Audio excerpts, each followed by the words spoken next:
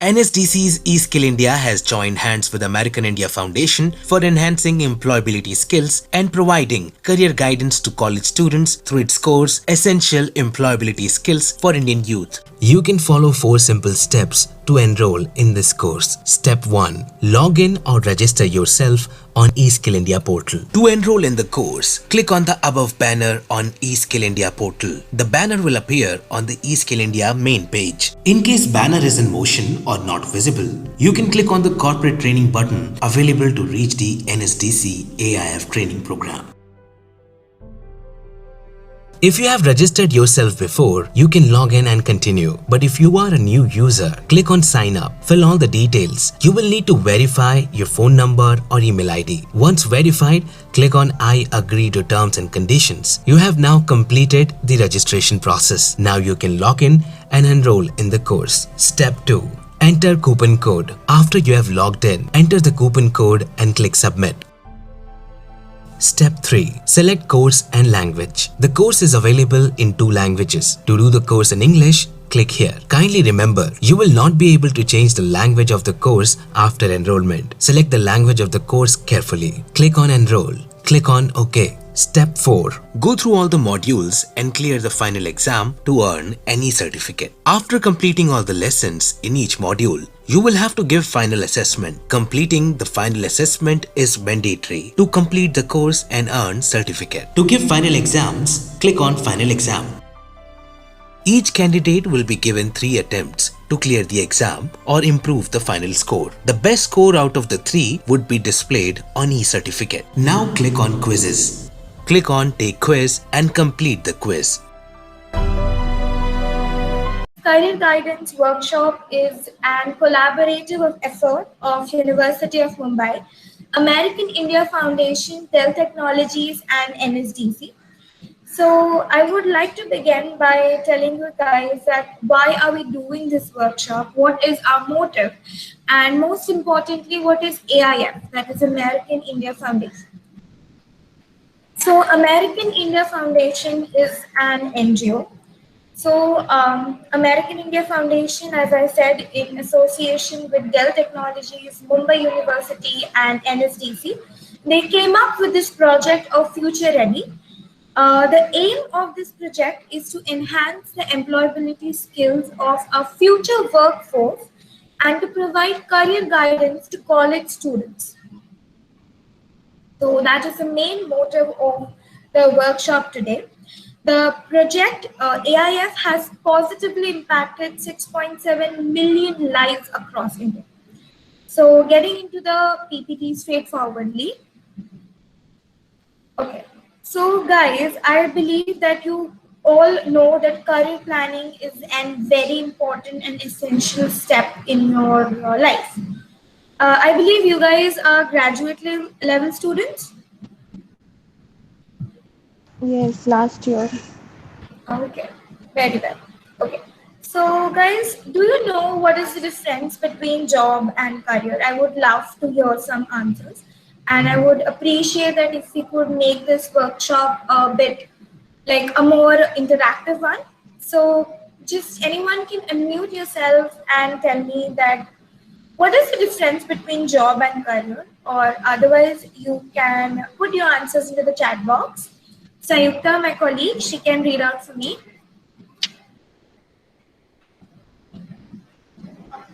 So repeating my question, I would like to know that you guys understand what is the difference between a job and a career.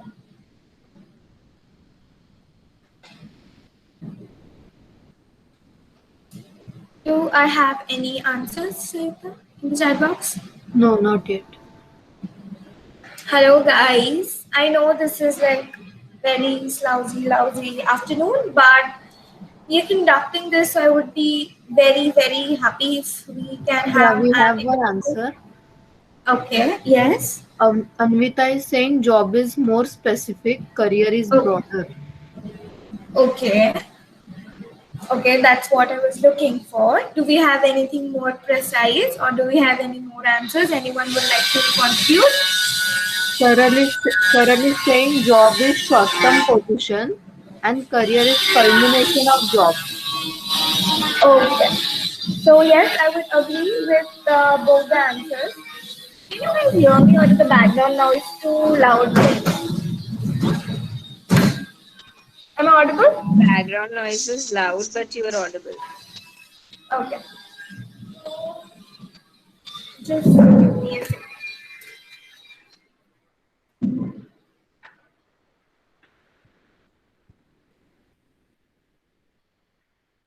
Okay. Sorry for the disturbance.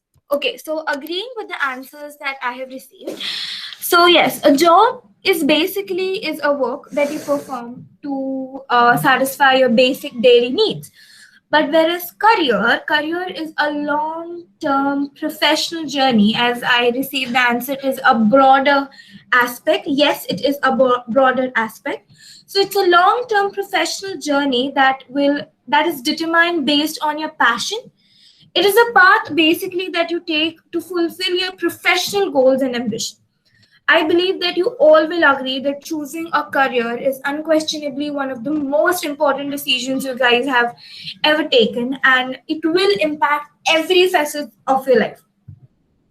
So, as you guys are in your last last year, graduating level, hence it is very important for you guys to have a well planned career. So, here are certain steps that you must know and understand before you take a right decision, and which will help you in taking a right decision. So, career planning has basically four components or four aspects attached to it. The first is self assessment, second is career exploration, third is get focused, and fourth one is to have a right action plan. So, career planning, noted that Anjana, I always. think you need to change the slide.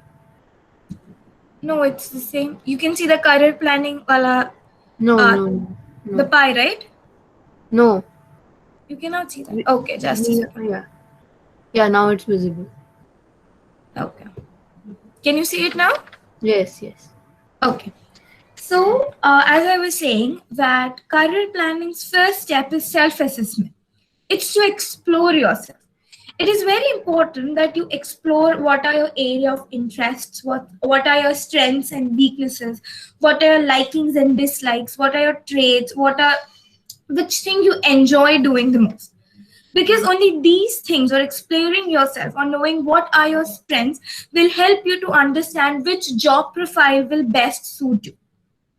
So once you have self-assessed yourself, you have explored yourself, you have a clear picture that what you love doing, the further thing is to explore options, is to see what various career options that you have that could suit your personality.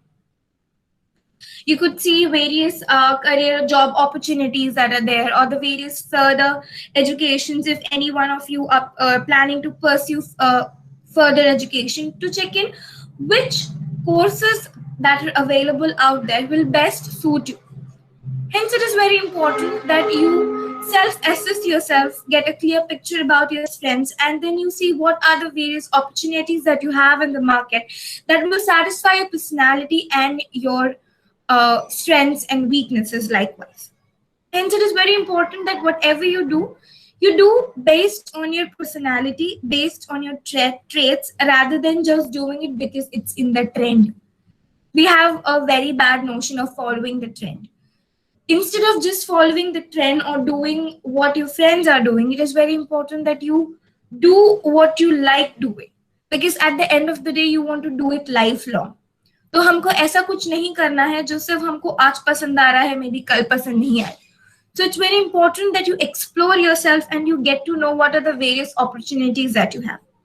So once you complete with these two steps, we move forward to our next step, that is to get focused, to set our goals in place.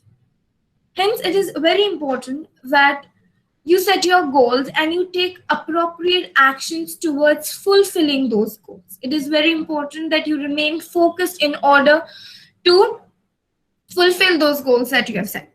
So once all of these three components are over, we move forward to our next step, that is take action, or to have an action plan in place. Now, the first step towards taking an action plan, as you guys are in your TYs, this is a piece of advice from my side. Take as much as experience you can. Do internships. Maybe it be paid or not. If they are not paid, or maybe it for 1 month or 2 months. Try to gain as much as experience you want. As much as experience you can take. It's very important that should be your first steps towards your action planning, towards planning your well career. Because in the college you have your syllabus, it's all theoretical. Hence, it is very important that you try to gain the industrial knowledge as well. Hence, it is very important that you gain experiences. Now, secondly, do you guys know the app LinkedIn? Yes. Okay, what is the first usage of it? I mean, if you have downloaded it or you have uploaded, why do you use that app? Does anyone has that app in your mobile right now?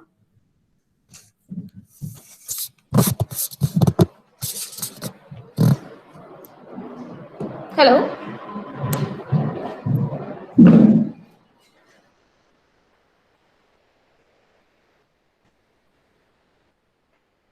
Hello? Hello. Yes, Sanjana. Yeah. So, do you guys, any one of you is using the app? Do you use the app? Yeah. Okay, what is the main purpose of it? What do you think is the main purpose of it? For me, it is to, like I build a network and get to know more, get to know about various things that are happening, right now. Because there are so many things that we are not aware of, but that somehow it helps me build my connection and, to know about different opportunities available out there. Exactly my point. I need not have to say it much better. Can I get your name? I'm sorry, I just cannot see. Sorry? Himakshi. Himakshi, There are yes. some answers in the chat box. Yes, please read out. Yeah, Saral is saying build connections to know about job vacancies, to know the industrial trends. And Swara is saying build your profile and the connections. Correct. You can see here the point connect with your employers. This is a very important function towards your last component of career planning, that is take action. The app, a simple app, a LinkedIn, it's not that we're associated with the app or try to promote it in some way. But the simple app LinkedIn helps you to connect with your employers and, as very well said, helps you to network with people out there. You guys are studying, you're not yet connected with your employers. But with the simple app, it helps you to understand what the industry that you're trying to pursue in or get into it. As someone rightly said, it helps you to understand the industrial trends. So it's very important that you connect with your employees, understand what are the different industrial trends going on, have a catch on the news, what's moving around. It gives you a clear picture that what all things are happening or what are the highs and lows that's moving around the industry that you are interested in. And simple apps like LinkedIn can help you in a very long run while getting in touch with your employers, making appropriate decisions regarding the career you want to pursue. So moving forward to my next slide. Can you see the slide? Yes. Yes. So as I told before, that self-exploration or self-assessment is the first and very important component of career planning. So this career mentoring test helps you with this issue. So I believe that you guys have received a registration link, and with the links we have received this career mentoring test that you can take in Hindi, English and Marathi. Sayukta, can you please forward the link into the chat box so that they can have it right away with them? So basically, this career mentoring test consists of an interest test and a personality test. You can either take a short test or a long test, depends upon your interest. So this test basically helps you to understand what are your interests. According to your interest, how is your personality, and based on your interest and personality, which industry or which job options or career opportunities best suits you. Hence, this test will help you a lot in taking the first step towards your career planning. So with this, you can understand what are the different options that are available in the market that suits your personality and interest, so that you can enjoy the work that you are doing, and it will also help you to take a better decision towards it. If you want to pursue a job after this, or you want to pursue masters or MBA or whatever various opportunities and career courses that we have out there, the test will help you to understand which are the options that suits you according to your interest and personality. My colleague Sayukta, she will put in the links into the chat box. You can take the test in Hindi, English, or Marathi, whatever you are comfortable in. And for it, it's very important that you register yourself. I believe that you guys have got an registration link. We will send it into the chat box again. Take the career mentoring test. It will take at least a week to generate the results of it, and you will receive the e-results of the test into your emails. Hence, I kindly request you guys to please register yourself and take the career mentoring test in order to enjoy the benefits of it. And please do not forget to register yourself, otherwise we will lose out on you and you won't be able to receive your results.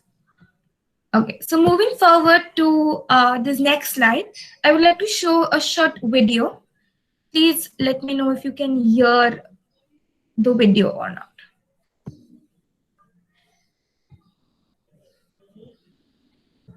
Can you see my screen?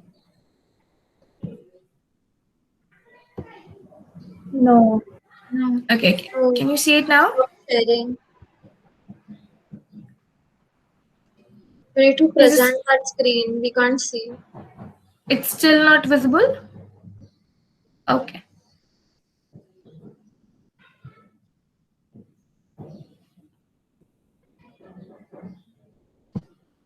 Can you see it? Yes. Hello. Okay. Please tell me if you can hear the sound. NSDC's eSkill India has joined hands with the American India Foundation. Yeah, the voice is breaking a lot. We can't hear anything clearly. Okay, just a second.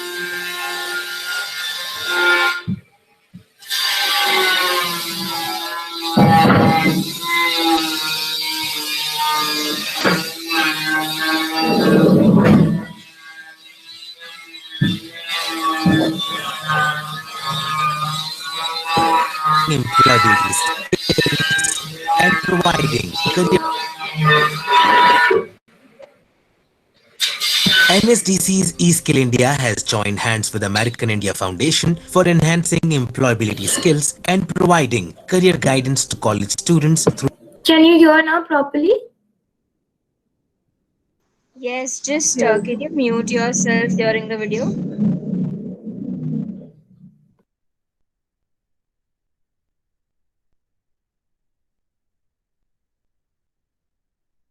Through its course, Essential Employability Skills for Indian Youth. You can follow 4 simple steps to enroll in this course. Step 1. Log in or register yourself on eSkill India portal. To enroll in the course, click on the above banner on eSkill India portal. The banner will appear on the eSkill India main page. In case banner is in motion or not visible, you can click on the corporate training button available to reach the NSDC AIF training program.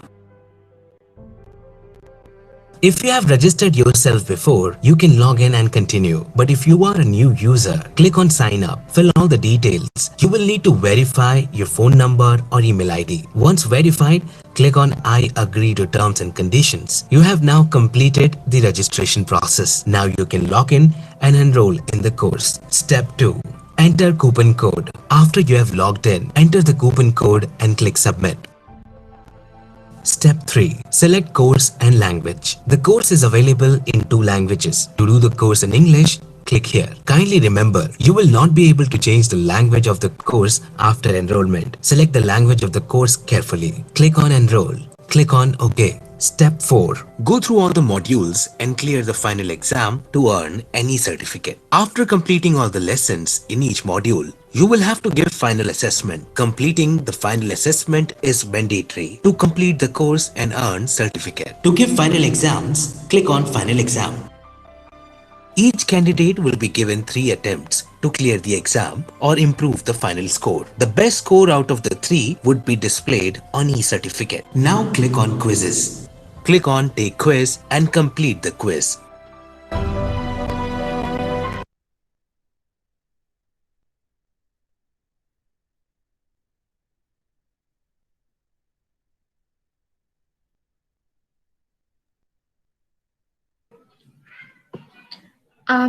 Okay. I hope the video was self-explanatory. So the NSDC provides you the courses that you can take online as informed in various languages.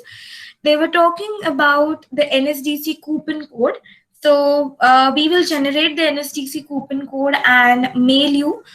So once you receive the coupon code, you can take the test. So again, I would like to request you guys that if any one of you have missed out in registering yourself, please do register yourself and ask your fellow mates to do the same. Okay, continuing with the PPT. Please let me know if you can see it. Is it visible?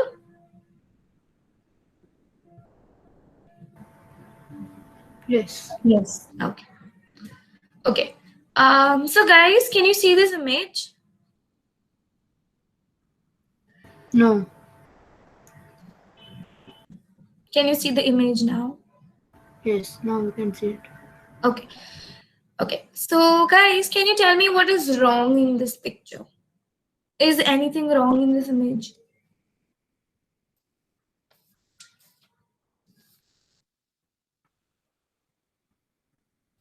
The bridge should be over the river.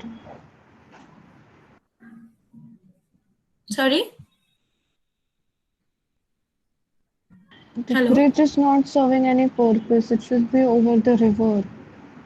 Correct. You're right that the bridge was supposed to be on the river, but it's not. So giving you a brief background story about this picture and the bridge. So the river that you see, that the river Choluteca, it's in Honduras in Central America. So in 1946, the government of Central America, they came up with this brilliant architectural plan that they'll construct one of the strongest bridge ever that could withstand any storm or hurricane that ever came. So they constructed this bridge. So 2 years later, after construction of a bridge, Central America was hit by the second deadliest storm.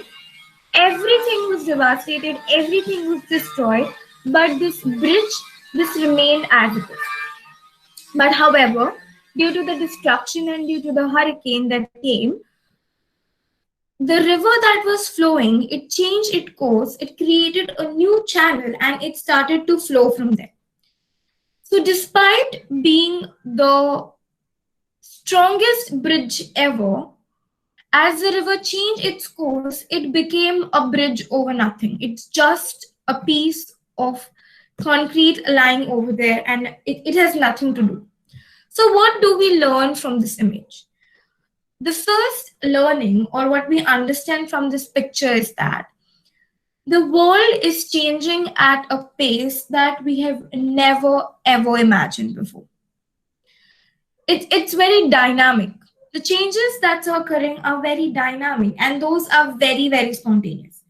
Hence, it is important that if we do not adapt to the changes, whatever the skills and plans and solutions that we have right now, those will be good for nothing. Hence, it is important that whatever decisions you make or whatever choices you make in your life, you have to be future-sighted. You have to ask yourself that some years down the line, will this be the same hit as it is right now? Will my plan work the same some years down the line in the future? Or if something goes wrong, am I ready to face it? Do I have the plan ready? Or am I ready to face the changes that's going to happen? Hence, it is very important that you become adaptive and flexible. Today, it's not only surviving the market, it's also being top at the game. So only those people survive the market and remain in the top of the game is the people who can willingly and spontaneously adapt to the changes that's happening. This brings me to my next point, that is employability skills. Now, can you guys tell me what is employable? What do you understand by the word employable?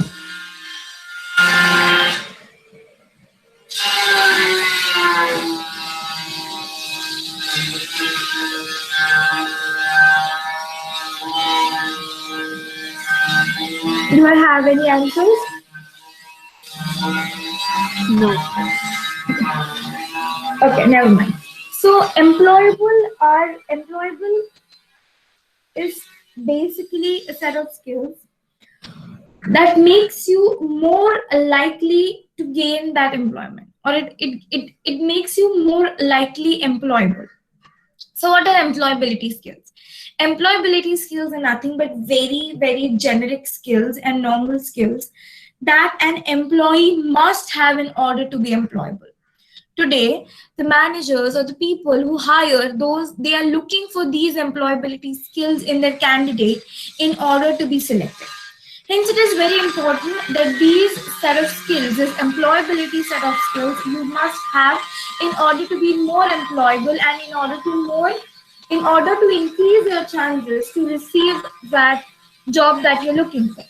So today we'll look what are some of these employability skills that it's important you have and develop over the course of time.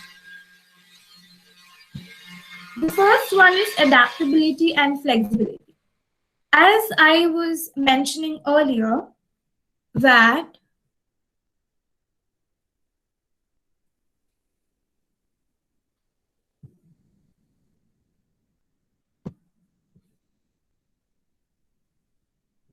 Sanjana? yeah, hello, can you hear me? Yes, we can hear you. Yeah, okay. Sorry, I just lost the network.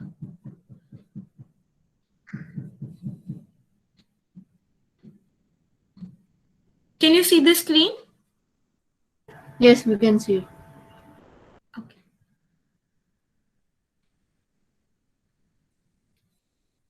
Okay. So as I was saying before, that it's very important that you be adaptable and flexible. Now, a year ago, we never thought that we'll be doing this workshop online. You guys might have never imagined that overnight your entire semester have been conducted online. We never thought that we'll be attending lectures from our homes. Just a second. Yeah.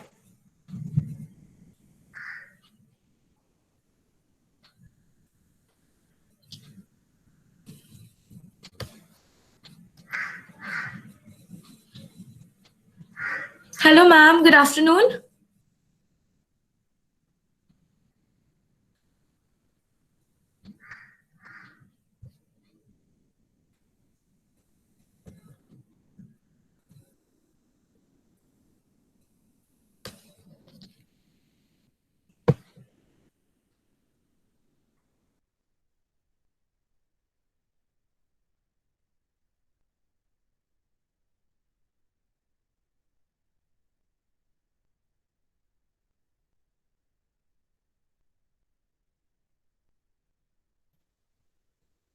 Okay, so as I was saying, that we guys never have thought of that the entire session or whatever lectures would have been shifted online.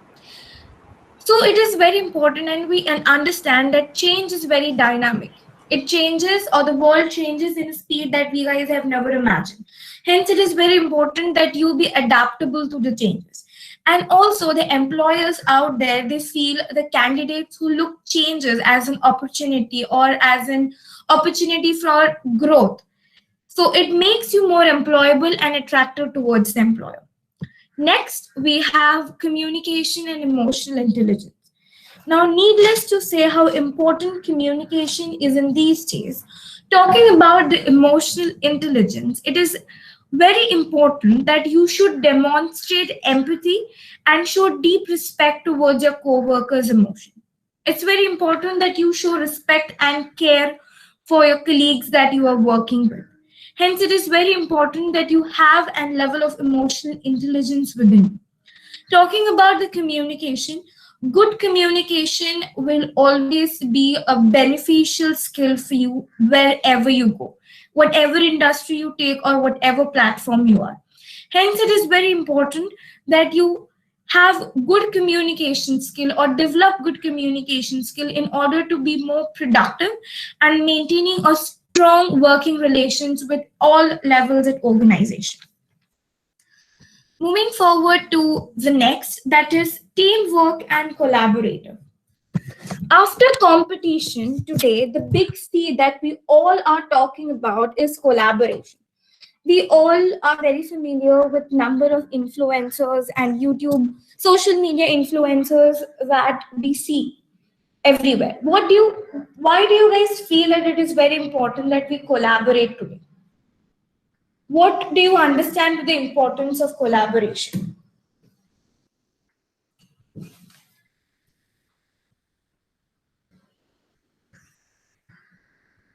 Do I have any answers?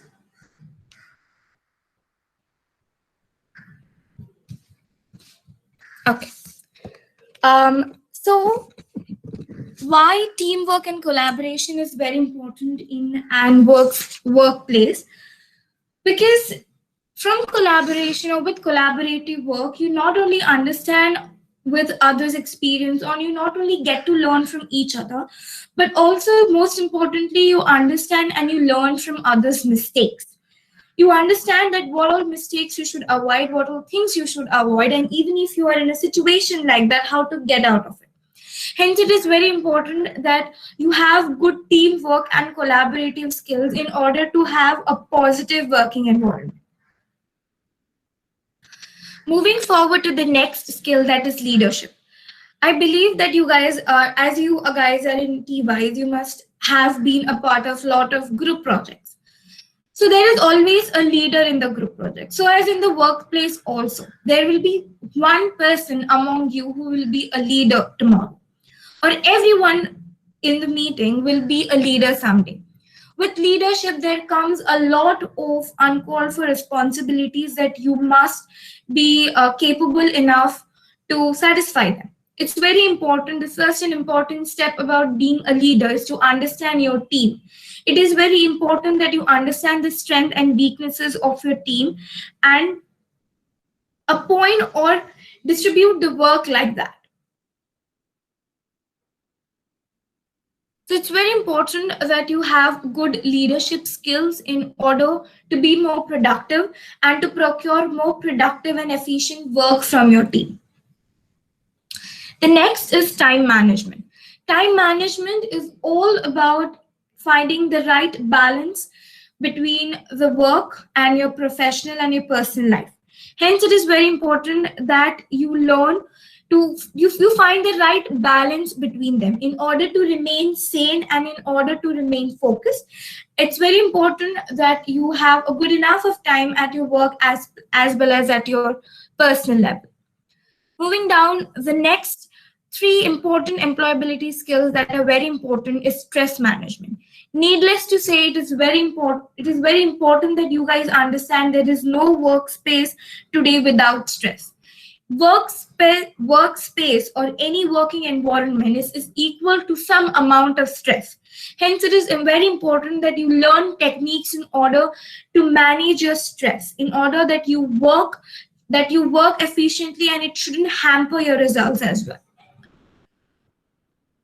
The next, we have digital communication. We have never recognized or understood the importance of digital communication until this pandemic. As all of the systems have shifted digitally or on online platforms, we are realizing that there is not such great need of having a physical workspace. Hence, it is very important that during this course of time, you develop good digital communication skills. Digital communication skills is all about putting forward your communication clearly, precisely, and on point through online platforms, be it emails or virtual messages or DCs, whatever it is. It is very important that you develop a good communication, digital communication skill. And the last, it's data literacy. Now, talking about data literacy, be it at any working environment, we always have tons of data which needs to be analyzed. So this is a skill which you have to develop, learn, incorporate in yourself, is to analyze the data in order to remain or in order to increase your employability or in order to increase your chances to get employability. So these are some of the skills that it's very important and which will likely raise your chances in getting employed in for the future comings. And these are some of the skills that employers are looking forward in the future time and in the coming time. So as we have our first guest speaker with you today. So without wasting any further time, I would like to invite and welcome you all to Ms. Susanna Malcolm. She has her expertise in the field of sociology with a teaching experience of over 18 years. Currently, she is HOD of Sociology Department in S.K. Somaiya College, Vidyavihar. Apart, she has her article and books published in various reputed publications. Some of her articles be religion and economic development, corporate social responsibility during financial recession, and many more. Talking about, she has also been a convener on the Social Science Association since 2013, a program officer for NSS since 2011. She also introduced entrepreneurial cell, especially to train and cater students like you and me, especially for arts stream. So I can go on and on. So better, I would like to request you, ma'am, to share the mic and start the session. Good afternoon, everybody. I'm happy to be invited to this session, and I thank Sanjana, who has been an ex-student, and to be connected with my students in this way, and to be connected in the teaching field in this way with other colleges as well. So I believe most of you are all art students, and from, I don't know how many of you are from the TY and SY, but I believe it's a mixed bag. And I know it's that time of the day when most of you want to take a little nap, but since we are having this session, and I believe this is a pertinent topic to discuss careers to all of you, because many of you are now deciding what needs to be done from here. Those who are in the SY and TY, I believe this is what the composition of this group is. So I know a lot of my students have queries and questions about what they can do with their degree after they clear and after they finish with an arts degree. And so I do not want to waste too much time. I want to breeze through this quickly and maybe take up some questions from all of you at a later stage, or even while I'm speaking. If you have anything to bring up, I'm okay with that, and we'll try to make this as interactive as possible. Whatever I will be talking about, I would also be I will be putting up a PPT for us to relate to easily as I speak. But at the same time, I will also be speaking on personal experience of what I have seen among my students and in my own profession as a professor and head of Department of Sociology, where I've also been involved with a lot of socially related tasks and also activities which have been of a corporate nature as well as of a social nature. And from that, I would like to share my own experiences with you as far as the occupations are concerned with social sciences. So basically, I have a little presentation, which I, just to kind of give you a reference point that you can look into as we talk about careers in the social sciences. And I will begin with social sciences because we want to take the broader picture before we actually go into specific subjects. Me being a sociology teacher for so many years, I have developed expertise in the area of sociology.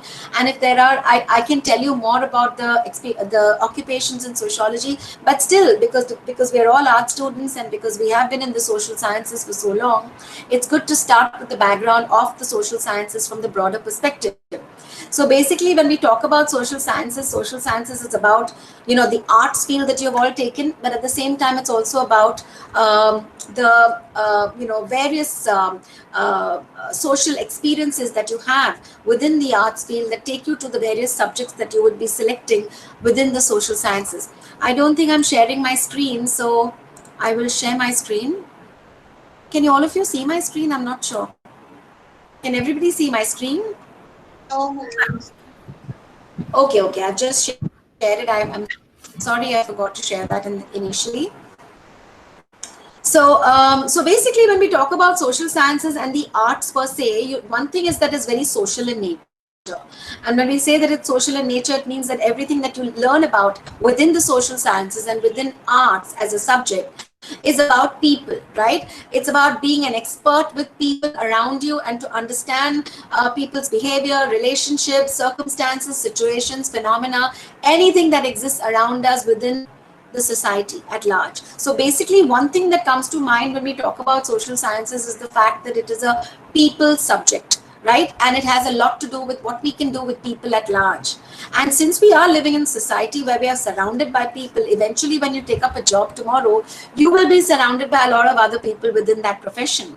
And that means that you would have to adjust with those people, you would have to interact with them on a continuous level, you would have to have very good communication skills, and no matter whatever area of expertise you may be having, how you actually take that area of expertise to the people again depends upon your expertise as a people person, right? And so here, everything you do as an art student after you clear your college years and when you get your degree would have to be with people.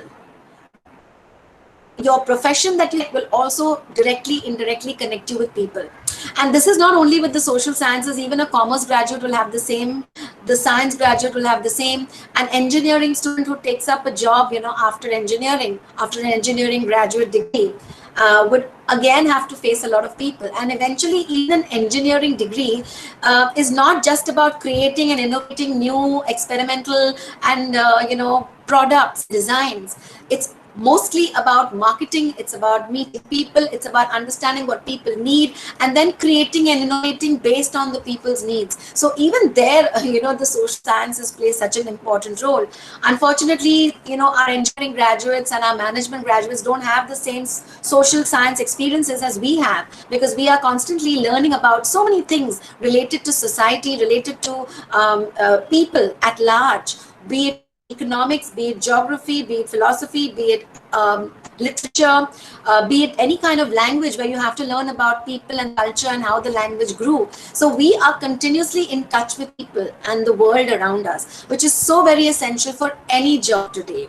Before I actually begin with, talking more about careers in the social sciences and about the people connect that we need to have, I would also like to say that, many of us think that to be an engineer or to be a mathematician or to be a physicist, or when we talk about science subjects, the eyes brighten up and we feel, oh, wish we had that inclination, wish we were good in maths, wish we were good in physics, wish we were good in all those science, biology, science subjects, then we would have been far better off and we'd probably have better careers. But mind you, students, you're not you're in any worse off situation if you're an arts graduate. In fact, I see it as an opportunity for growth. I see it as an opportunity for a far bigger future and a better future than many others who are in the science fields.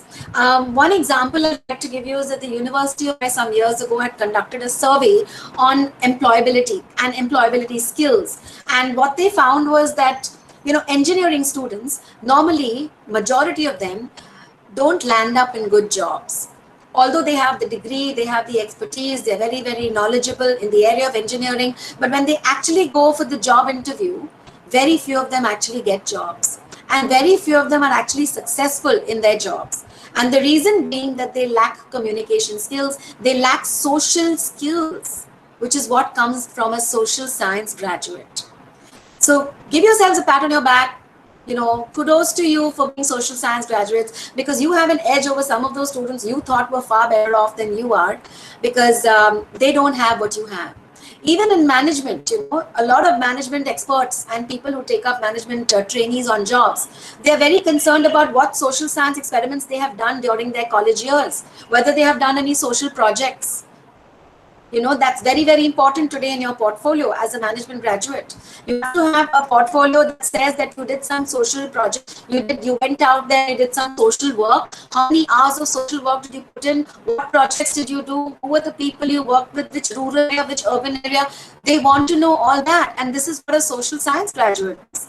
In economics, in philosophy, in what are the other subjects? Political science, in geography, whatever it is, whichever social science you went into, so social science subject took up. But each of these social science subjects connects you to the people, and whether it is politics, whether it is economics, whether it is history, you are connecting to people all the time, and that's what gives you the expertise to be able to connect with people and also take your job further, because eventually any job you take up tomorrow is going to connect you to people. So I say that as a social science graduate, you're on the right shore. All right. So here, I'm just going to go through my slides now, because I prepared these slides. It's important for me to show it to you and also explain what's on it. So basically, research is a very strong activity in social sciences. Without research, you really can't do much. And I always tell my students in class that, do you read the newspapers? Do you watch the news? Do you, what do you do apart from just coming into class and attending these lectures? It's not about that eventually. It's about knowing what's happening around you. Whether you're a political science student, economic students, whatever you may be, historian or a philosopher, whatever you may be wanting to be tomorrow, you need to know the world around you. And for me, research is about knowing the world around you.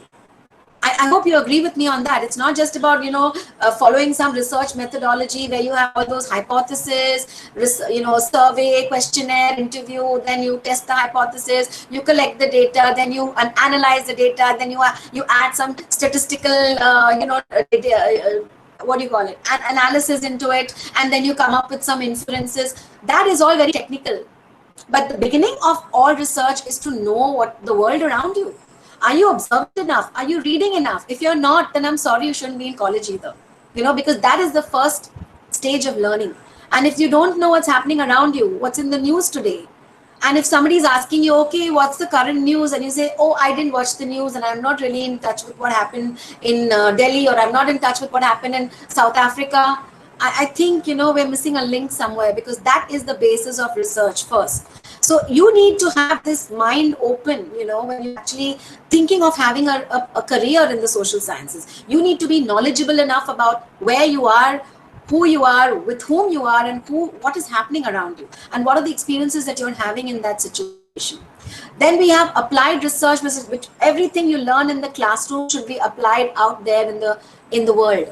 You see, so what we as sociology students normally, if I have the opportunity, this year we have not done it, but when we do have the opportunity, what I do is I put my students onto some project or the other. So because we are sociology students, we need to be out there understanding what is happening in the society around us. So we take up projects, we take up problems in the society, education of the girl child, child marriage, or it could be something else related to, domestic violence. And we take up a project and we work on the project, and we see that, we try to gain a better understanding about the situation. And so that is applied research, where you actually put your knowledge into something that is applicable, and something which is which can be used later. And so that is your project, and projects are so important, and projects are basically what applied research is all about. And that even the corporate world is looking for. Tomorrow when you go into the corporate world, if any of you are thinking of that, then they will ask you, what projects did you do? Did you do any social projects? Your projects will always be a social project, because you can't do a project in space, right, with the stars and the moon. Eventually it's going to happen with people around you. And so that is your applied research, which is so very important for any social scientist. And therefore the work of specialists in social sciences varies greatly. Although specialists in one field may find their research overlap with other specialists in other fields. So one point I'd like to make over here as a sociologist is that I have not really found a difference between political science, economics, philosophy, and other social science subjects, when I teach sociology, because eventually there is an overlap all the time. Eventually there is an overlap all the time. I find a great overlap in all the social science subjects. Economics, delves into society and societal matters. Sociology also delves into the economy of a society. We're studying about that, the socioeconomic characteristic traits of the society.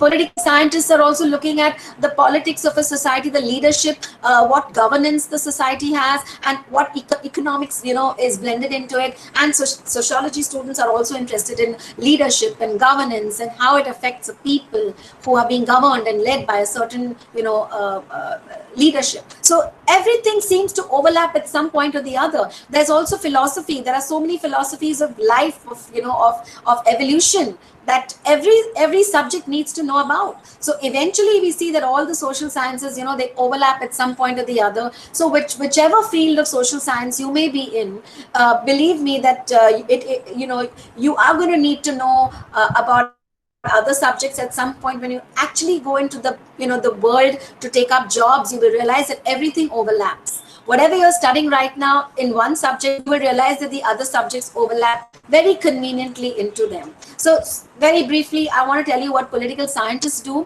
You already know, but just to give you a bit of a reminder on this, basically they look at how political systems and public policies across the world emerge and how they grow and how they affect people at large, and what are the it could lead to wars, it could lead to peace. Today we have conflict across the world. So political scientists have so much to do with what happens in the world with people, and how there are so many public policies that come through leadership and through the governments across the world, and they too have to conduct research all the time to find out how people are being affected by governments, by leadership, by policies, by rules and regulations that are that exist in the society. What kind of, this is all about political life and eventually people once again. And so we study subjects like public opinion, political decision making, ideology, public policy, how governments operate across the world. And so a lot of politicians might also want to have a public opinion poll before the elections. And so again, they need to connect with the people.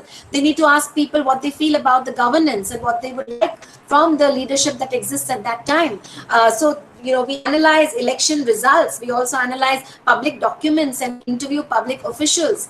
And that's what political scientists do when they finally leave from after they graduate and do a further professionalization in the area of their expertise. And then they would probably take up international public policy as well. International relations is another area that a lot of political scientists would like to consider after a postgraduate professional course or a specialization in political science. So one thing is for sure, that you can't stop at just a graduation. You have to do a post-graduation or even a specialization. It could be a diploma or it could be a professional course in the area of wherever you feel you are interested in. And unless you do that, you really can't take up a professional job or a career without specializing in a certain area after graduation. Graduation is just the foundation. It only lays the foundation. But when you do a professional course after graduation and you do a post-graduation, that's when you begin to develop expertise. What do sociologists do? I just told you, and I don't think there's much, because sociology basically, it encompasses everything: economics, political science, history, geography. I mean, everything. We study about everything. Because it connects us to the people in some way or the other. So basically you have, sociologists as educators, lawmakers, administrators, and the list is endless. But I will be taking up sociologists and what they do later on, because that's my area of expertise, and I will be telling you what you can do if you decide to take up a course in sociology and, take up a professional course in sociology. What do geographers do? They're also in the social sciences. And so they basically look at how the physical environment around affects us as a people. Once again, geographers are not only looking at how the rain comes down and how the sun rises and how the the moon the positioning of the moon. They're not just looking at all of that. They're looking at how all this will eventually affect people living in a certain geographical space. And so eventually we have political geographers, we have physical geographers, we have urban transportation geographers. Who would have thought of that? people who are looking how the urban societies, areas, how develop. What is the geography of an urban area? What is the pattern of its development? Also looking at transportation, depending upon the urban structure of a particular city. How can we manage transportation? Whether we should have railroads, whether we should have the metro, whether we should have trams or buses. How do we manage transportation? The British left behind legacy of the railways in our country, which is wonderful. I mean, how many have even conceptualized that? For that, they would have to be jurors in some way or the other. We also have medical geography, which is again a very interesting area for those who are interested in delving deeper into health systems and understand epidemiology. How do certain diseases grow within certain areas? We talk about Ebola and chikungunya and swine flu emerging from certain geographical areas, and how does that happen? So there again, geography has a lot to do with medical geography, and you can also find the solution to certain diseases just by delving deeper into medical geography. We also have GIS, which is the geographic information systems, what you use as your Google Maps, and all that is coming out of information technology and geography. The blend of both of that is what comes out as GIS systems. What do historians do? Historians research, they analyze, they interpret the past, and the past is extremely important for what is happening in the present. We cannot think of what we can do in the future without understanding the present and connecting the present to the past. So once again, everything that happens in the history of our societies brings a very strong implication for what can happen as a foresight in the future. So that is why it's so important to have history as a subject. And a lot of historians, they will be reading on the, on history of a particular nation or a community or a tribal population, or any for that matter, a particular community within a society. And for this, they would have to go through government and institutional records, newspapers, periodicals, archives, photographs, interviews, films, old films, unpublished manuscripts, okay, and also diaries of people who have written those diaries years and years ago. And then they specialize in a specific country or a region which they would like to do the research on and understand more about, so that they can also give ideas about how the previous history of a particular space brought out a particular, let's say, government, and how we can take some tips from the history of our times to implement it for the current situation, which might be requiring government that existed in the historical times. So there are so many ways by which history also helps us in the understanding of a present situation. And therefore, historians help to study and preserve archival materials. You may find them in museums because they love museums. They love to basically embed themselves in the preservation of historical materials, artifacts, historical buildings and sites. Recently, there's been a very strong move of heritage conservation across our country, and especially Mumbai. So we have the Kala Ghoda festival that takes every year, which most of you are aware about, and you also go and enjoy it, I'm sure. This year, unfortunately, we may not have it. It may be online. I'm not sure. We'll have to check that out. But even the Kala Ghoda festival was basically an outcome of the, conservation, heritage conservation. It was basically a way by which, historians wanted to show that we are conserving the past. And so that whole Kala Ghoda area is a conservation project. For all those who don't know about it, it actually began with that. So all those, if you go to South Mumbai, if you go to CST, CST also is a historical monument today. Isn't it? Chhatrapati Shivaji Terminus. It is a historical monument today. So how do we preserve it? How it would have been in shambles if we had not used some expertise in preservation. And today we preserve so many different structures around our country, from the yesteryears, and it all goes under what is called as the Heritage Conservation Society.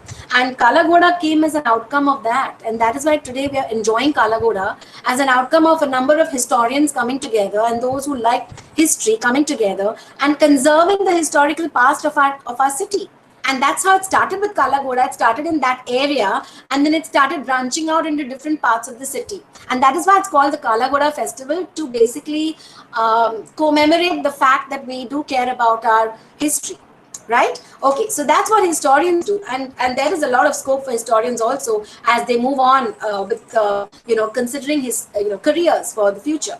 Philosophers also have a lot to put in as far as careers are concerned. For example, I know somebody who's a philosopher from the University of Mumbai who's written this amazing book called Chanakya, Corporate Chanakya. How many of you have heard of this book, Corporate Chanakya? Has anybody heard about Corporate Chanakya? There are 26 students in this meeting, but I would like to, has anybody heard of it? It's a best-selling book. It was written by a philosopher, and you know what he did? The genius of the man. He took all the, teachings of Chanakya and the way in which Chanakya managed, from the Mahabharata, from basically the various ways by which he managed his managerial skills. And then he has said that, this is how you can even manage corporates today. And so a lot of corporates today are buying Corporate Chanakya, and they're reading into what are the ways by which Chanakya managed in his time. And let's also, apply those principles for today.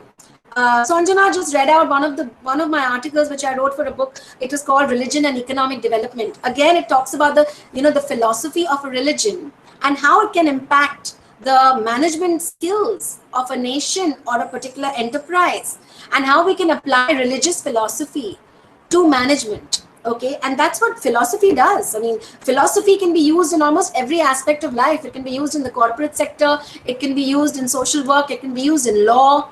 A lot of our laws are based on philosophical principles, for all of you who didn't know that. And therefore, you can use it in law. I've also noted some of the areas where you can actually, of course, professors for sure, but at the same time, you can also be a stockbroker because you can speculate based on the philosophy of society. If you understand that, you can also be a stockbroker, venture capitalist, marketing specialist, manager, publishing industry executives, and real estate brokers also. Why do I say real estate brokers? Does anybody understand why I've said that? How does philosophy come into the real estate brokerage? How does philosophy come in? Where does it come in? Can somebody suggest? You've heard of Vastu, right? And today, when these developers and people who are constructing buildings, when they construct a particular building, they're looking at the Vastu. How is it positioned, north, south, east, west? What is good? There is a philosophy that goes behind it, which comes from our religion.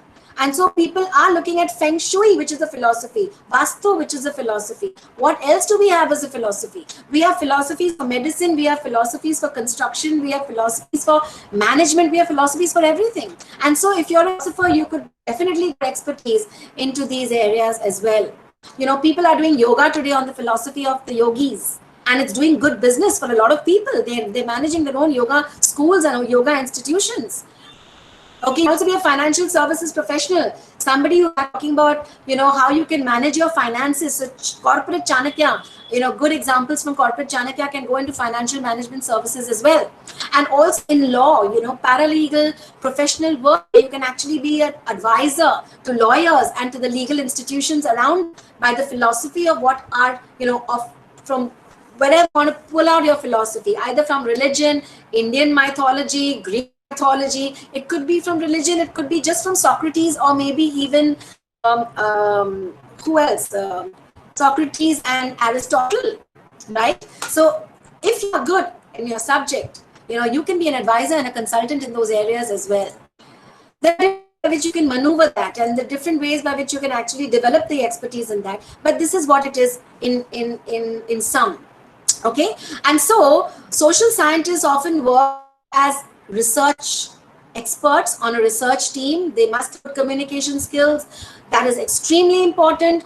And you know what? I always tell my students, the only way by which you can build your communication skills is to be out there in the society among people, and you can talk about things that you know about. If you don't know, you will not be able to talk. So very often, if you have not been reading the news, or if you have not been watching the what's happening around you, you won't have much to talk about. So when you actually learn, and when you start talking about things, when you're looking out around you, when you observe things around you, when you're in tune with the news, that is when you can actually make conversation with people.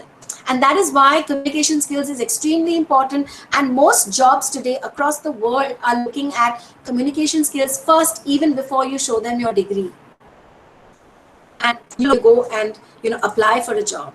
Social scientists do field work, okay, and that means you have to be out there among the people in the area of what you're interested in, and understanding people by being with them and by moving out of your comfort zone.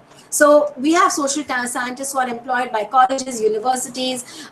They teach, they do research, they're writing, they're consulting. They're also having administrative responsibilities.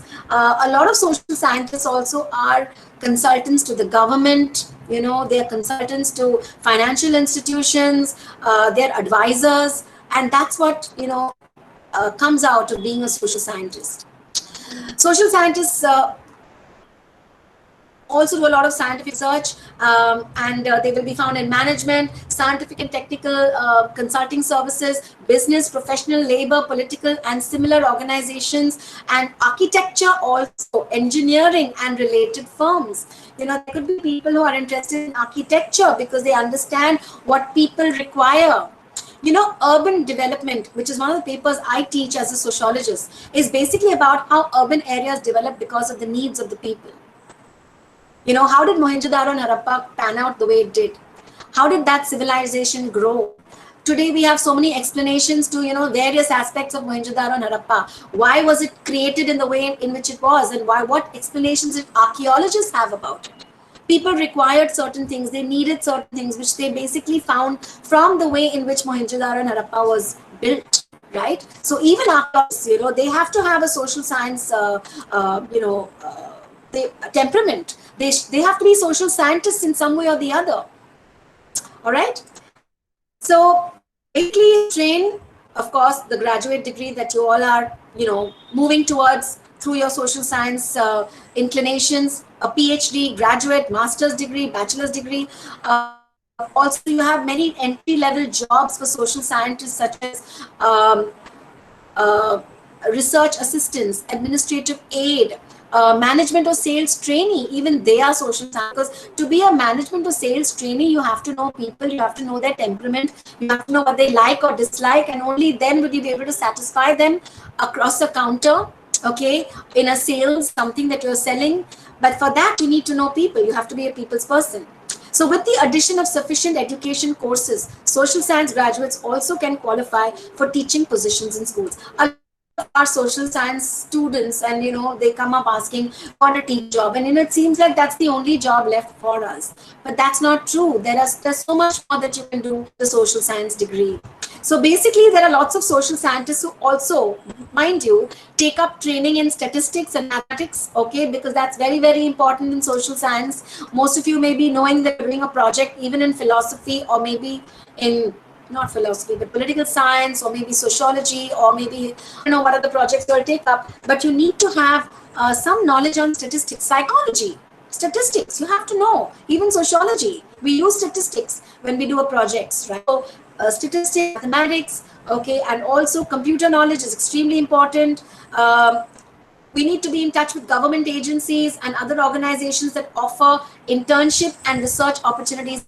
Well, even corporates would offer this. A lot of corporates want to tie up with NGOs because they want to do a lot of CSR work with NGOs. And who are the people who are involved in NGOs? Social scientists, social workers, isn't it? And so they tie up with these NGOs, and then they do a lot of social, a lot of corporate social responsibility work, which is, corporate work. Basically, yes. I'm extremely sorry to. Yes. Actually, we have our next speaker waiting, and also I guess students will also have a lot of questions to ask. So how can we take on? Okay. Yeah. So just give me 5 minutes. I think we started a little late, right? From 3:30. I think I came on only at about 45. What time did we start? You started speaking by 2:40. Okay, just give me 5 minutes. Yeah, sure. Yeah. All right, fine. Give me 5 minutes. I'll round this up. I wanted to speak about sociology, but we may not be having time for it. So I'll quickly round this up. Let me just see what I can. So basically, okay. From there, I couldn't help but come to the point of sociology and how sociologists, develop their careers and what is it that we can look at. So basically, sociology majors, those who are interested in sociology majors, I normally guide my students to take up, professional courses as guidance counselors. You have vocational guidance. Many of you want to take up counseling, and we've had students who passed out of college who've gone to places like TISS, and they've actually majored in their postgraduate years in counseling after having a college degree in sociology. So there's something called social counseling, something that a lot of sociologists can do. Vocational guidance also. So basically, as a guidance counselor, human resource development. Okay, a lot of students, we have a subject called human resource development, which takes you directly to the corporate sector and into the HR department, and that is another very good career option that you can actually take up. Another one is lawyers, because you need to know what is around you, the crimes that take place around us, the legalities around us, because we are a part and parcel of this society, which is full of, difficulties that we face on a day-to-day basis, for which we would require some legal intervention sometime. So again, sociology majors, because we learn so much about society all the time and problems in society, it makes it very easy to critically think about various ways which we can litigate cases, also, pull in legal practice through our experiences and our social day-to-day lives. You need to have good writing skills. You need to be somebody who researches about everything that happens in society a lot, so that you can understand new cases that come up all the time in society with the dynamics in changing society on a day-to-day basis. Management consultants, because again, HR is a management related course and also occupation. So once again, management becomes a very lucrative option for sociologists, because you can be a management consultant, because again, management is about problem solving, it's about consultation, it's also about managing and being a leader, and that again is something that is possible only for those who understand people better, and sociologists know better people than sociologists who can do that. A media planner, lots of sociology students want to actually join the media, and media planning is basically about preparing a plan on how a media company can probably create an advertisement, or some kind of a public opinion poll. So it is sociology students who understand people out there in society and who are able to actually prepare a plan on how we can actually convince the public about certain things that we would like to publicize through the media. Right? And then we also have market analysts, of course, people who are, out there as sales representatives. Selling a product also requires great social skills, and sociology plays a very important role there. And you can be a market research analyst, analyzing the market and understanding what it is that people like and what it is that they will buy or not buy, and what will be the trends in a market for specific products or, consumer items that we may want to sell or buy.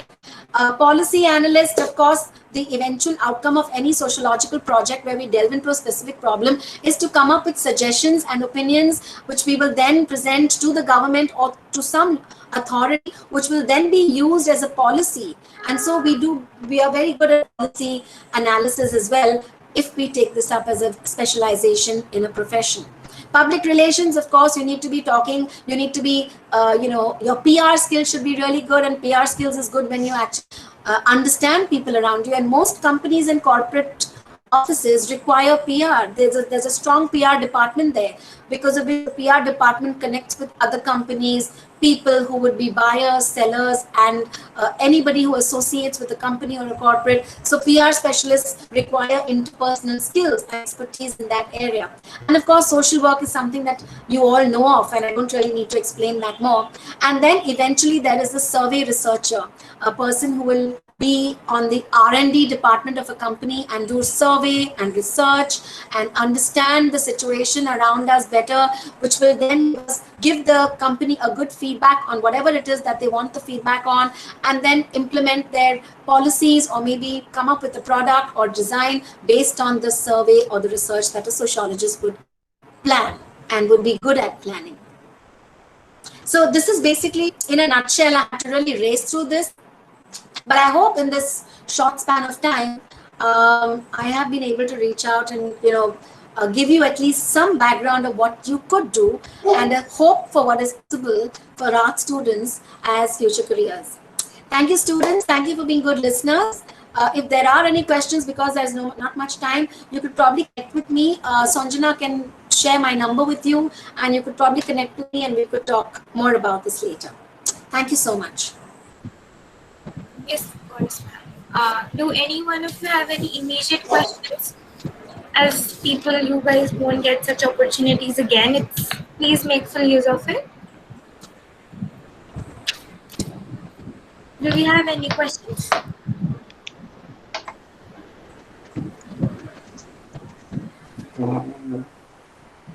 Okay, we don't have any questions. As you said, ma'am, is it fine if I could share your email ID or something so that they can be in touch with you? Sure. Yes. Yes, sure.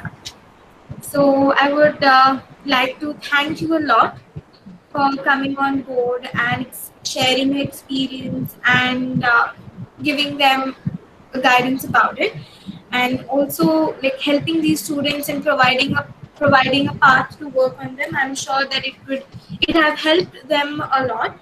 And also, I would like to personally thank you for coming on board in a very short period of time and sharing experience with us. Thank you. Thanks a lot, ma'am. Thank you, Sanjana. Thank you.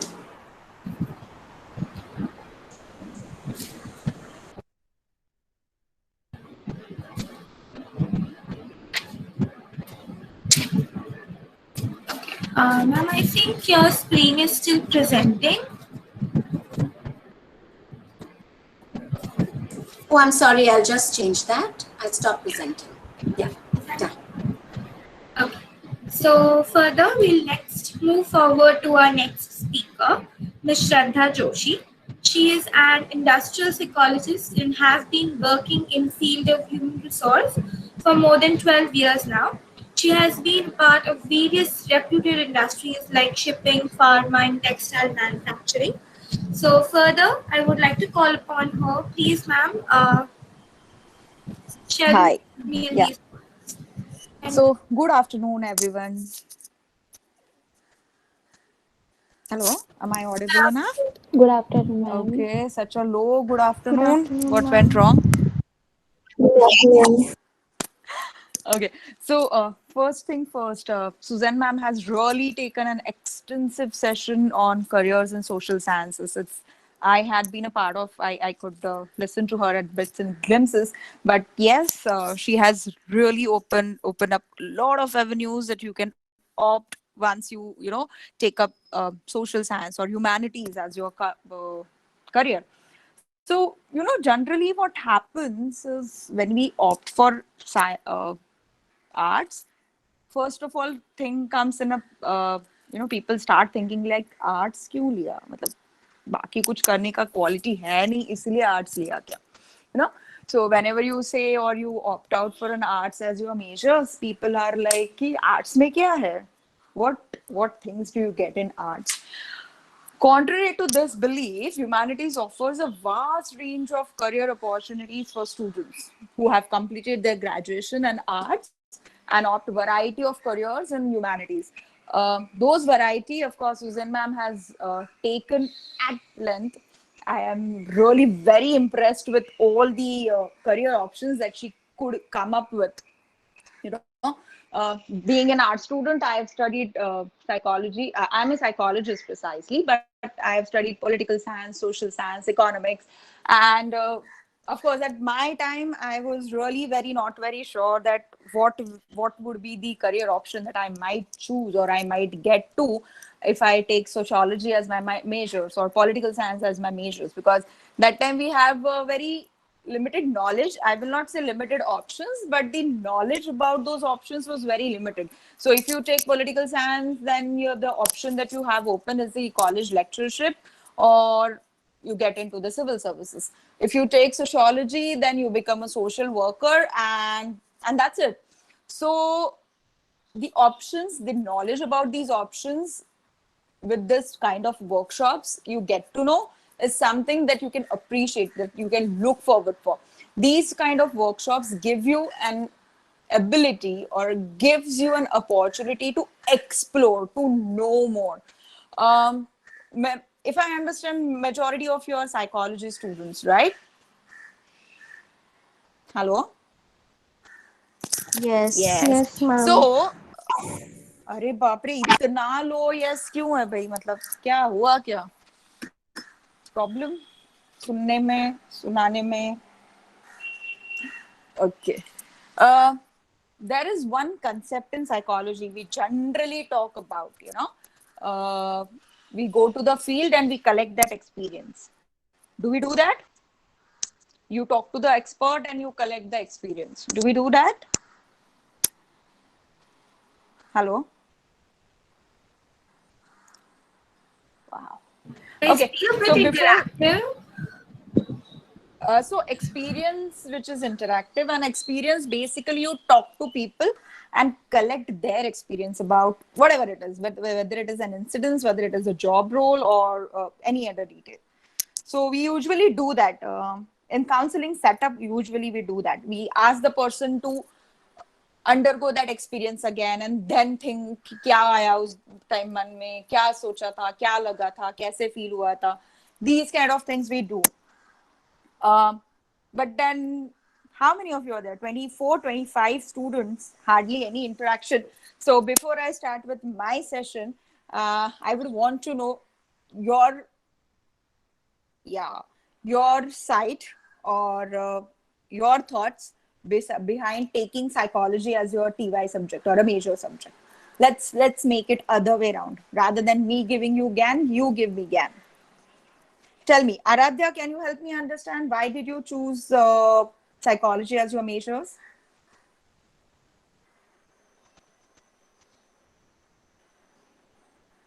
Hello? Okay. Bhumi? One of the main reasons I chose psychology is because in 11th and 12th I really became acquainted with Bhumi, I'm human really structure. sorry, but I'm I was not really able to hear you clearly. Can you repeat yourself if you don't mind? hello, Yeah. ma'am. Can you hear me right Yes. now? Yeah. Yes. One of the main reasons I became interested in studying psychology was in 11th and 12th I came across the subject and I really became fascinated to study how human mind and our behavior works and how it influences our decision making and Okay. problem solving and everything like Right. that. So I really Okay. became fascinated through that. So yeah, Cheap. that's that. Fine. Who else can tell me why have they chosen psychology as their majors at TY level? And not the combined course, but then 6 papers of psychology and not 3 of political science and 3 of psychology. Why so? Deep Shikha, Gauri, uh, Yes, yeah. because Yes, tell me, Gauri. I'm really interested in psychology and during 12th grade, like I did not have psychology, but then I read about it a lot and I got interested into the subject and I thought, yes, this is something closely related to our daily lives. So it might be interesting to study it. And then when I took it up, I found Okay. it really interesting. So I thought, yes, I should do a major in this subject. Okay. Okay. Who else would like to share why did they choose psychology as majors? Yakushi, you have raised a Ma'am. hand. Yes, ma'am. So initially, actually, one of the counselors suggested me to go for it, like to be Okay. very honest. But Mm-hmm. then, when I actually studied it in 11th and 12th, I realized that many of the things that we do in our daily lives actually have a theory or a Mm-hmm. science behind them. And that is Mm-hmm. what psychology told me. And over the years, I realized that I'm good at analyzing things and, finding patterns. And I like Okay. communicating with people. So that's why the Right. majors. Perfect. Okay. Who else? You know why I did choose psychology? Because the subject group combination that I had at my SY was English literature, political science, and psychology. And to be very frank, political science, as I told, I had no option क्योंकि civil services में जाना नहीं था. English literature, I didn't like it. So the only subject that was left was psychology. How many of you choose psychology like this? तो कुछ था नहीं इसलिए psychology लिया.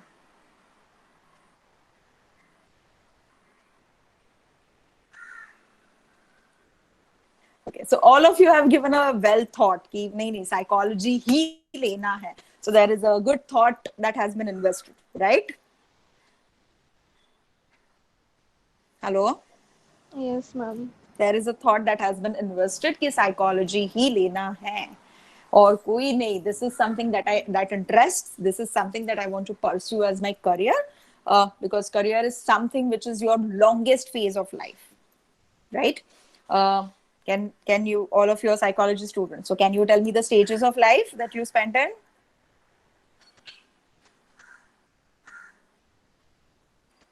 Prenatal, natal, neonatal, then you have adolescence, young adulthood, adulthood.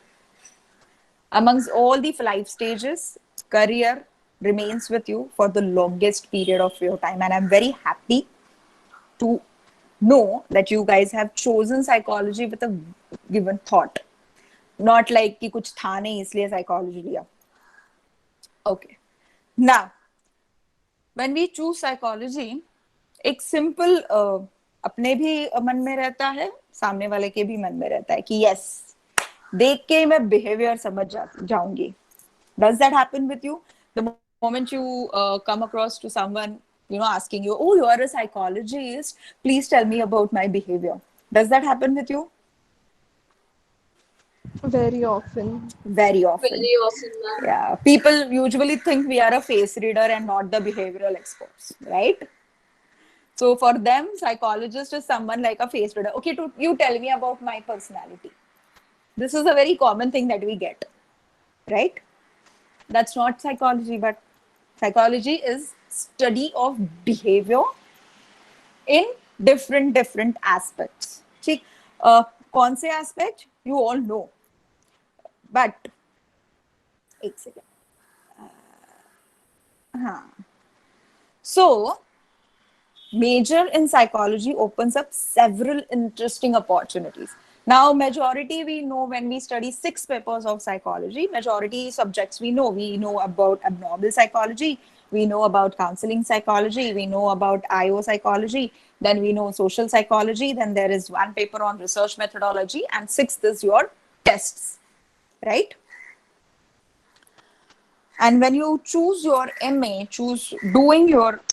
when you choose to do MA, then your options get specified. By the way, if you want to be known as psychologist, you have to do MA or MSc. Only BA psychology will not give you an edge to be into the profession related to psychology. You can opt out any other profession, but not which is core psychology. So if you want to pursue career in psychology, MA is must. That is 1. Second, full-time MA is must. There are certain universities that offer distance education in psychology, distance course, distance masters in psychology. My sincere suggestion, do not go for it. If you want to have additional certification on your resume, yes, you can opt out for that. But no, if you want to make a career in psychology, don't go for distance education in psychology. Very basic reason is the experiments. Very basic thing is the practicals that we do.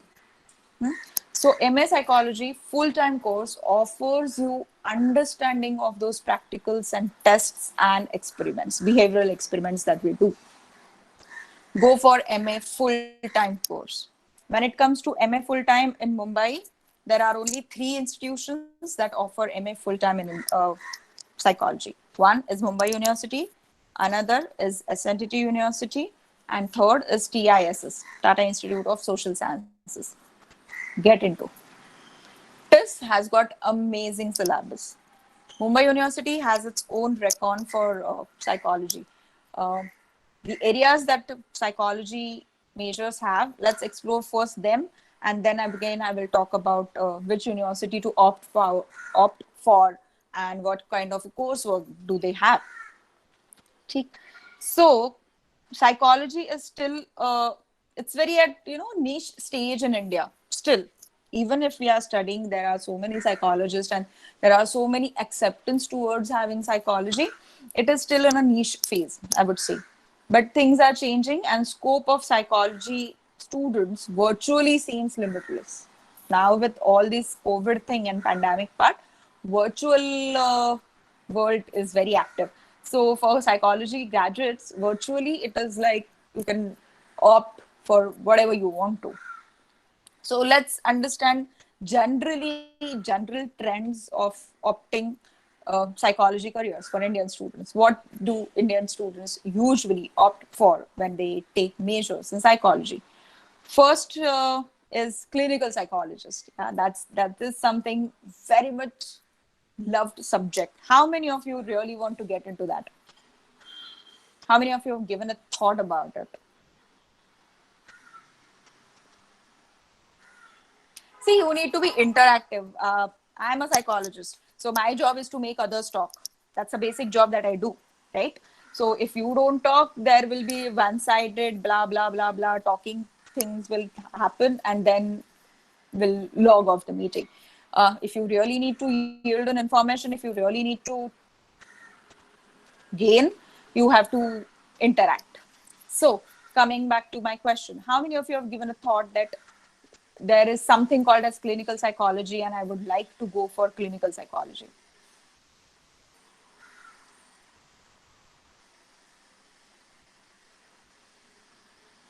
Hello? Okay, Sanjana, am I audible first? Like, Yes, ma'am, you are audible. perfect. Because I didn't get that interaction. Yeah, Khushi, tell me. I have a Bhumisha who is Yes, ma'am. raising So, her hand. Khushi also has raised a hand, if I mistake not. So I saw Khushi, so I named Khushi. So Bhumi also can speak. I have no issues. yeah, ma'am. So I thought of clinical psychology because, like, I'm interested more into child and adolescents. तो Right. इसका specific course तो है नहीं, so I thought first I'll do clinical and then maybe a diploma or something. Okay. Okay. ठीक. So अभी TY level पे तो आपके लिए सारे options open होते हैं. TY is the field that gives you very basic idea in each of the field which may be there. So your abnormal psychology book or your abnormal psychology paper is a window to clinical psychology. A single largest sub-branch of psychology to offer employment. Clinical psychologist or clinical psychology is the top-rated employment career option when anybody think about a psychology career. Usually people opt out to become clinical psychologists. Now, what does clinical psychology do? Clinical psychologists deal with mental and emotional disorders, and some of the field in which you can create your niche are substance abuse, health psychology, geriatric, child and adult mental health, and post-trauma therapies. So MA in clinical psychology will give you an idea or will give you a basic foundation to operate in any of these fields. As clinical psychologist, you can work independently or join a clinic or a health center or a hospital. So in India, clinical psychologists will have to do MA or MSc, as I said, followed by MPhil in psychology. So if you want to pursue your career in hardcore mental and emotional disorders related field, along with MA, over a period, you have to do your MPhil and a PhD. And this is a specified requirement by Indian Journal of Clinical Psychology. So if you want to work as professional clinical psychologist, along with MA, with some work experience, 2-year MPhil in psychology is mandatory. And that MPhil, you can choose which area you want to. So as I said, there are clinical psychologists can deal further into substance abuse, health psychology, geriatric counseling or geriatrics, child and adult mental health, wherein further avenues get open as child psychology and then special educator. And then we have post-traumatic therapies. PTSD is the disorder usually that we deal with.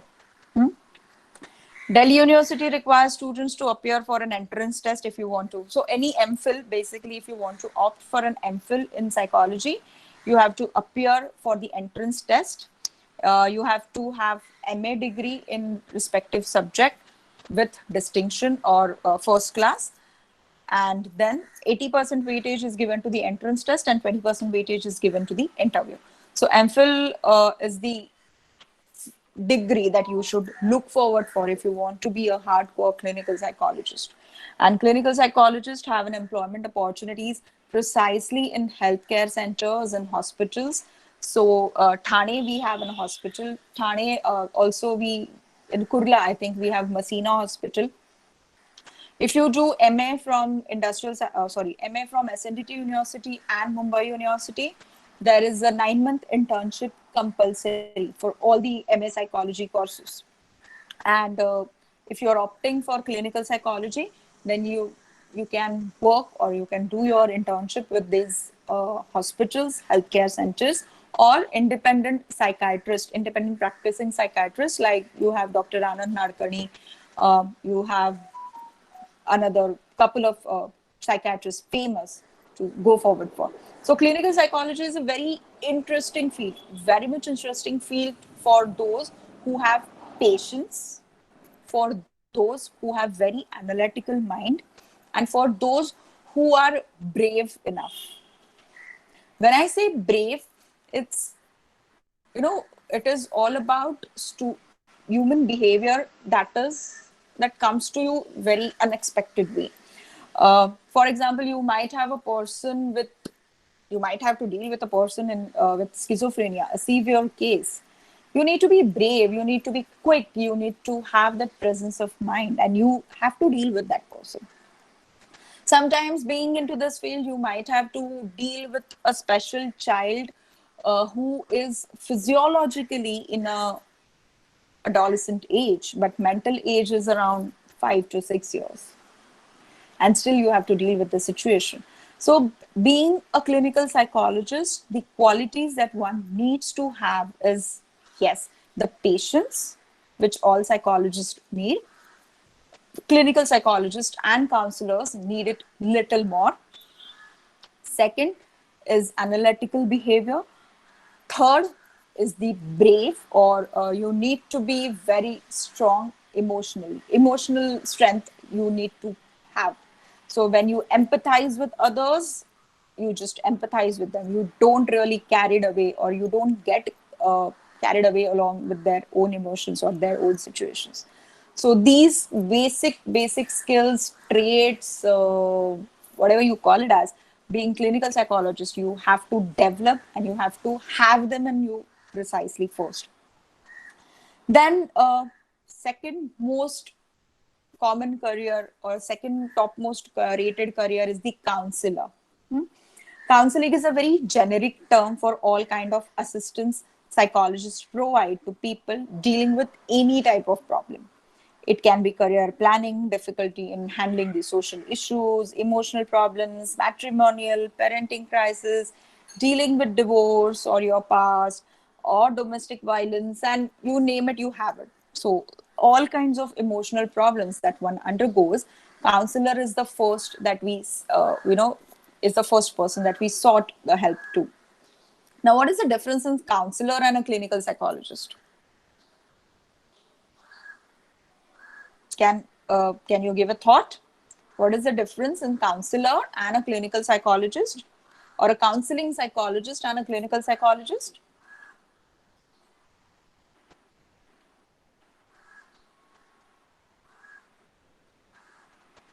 Okay. So counselor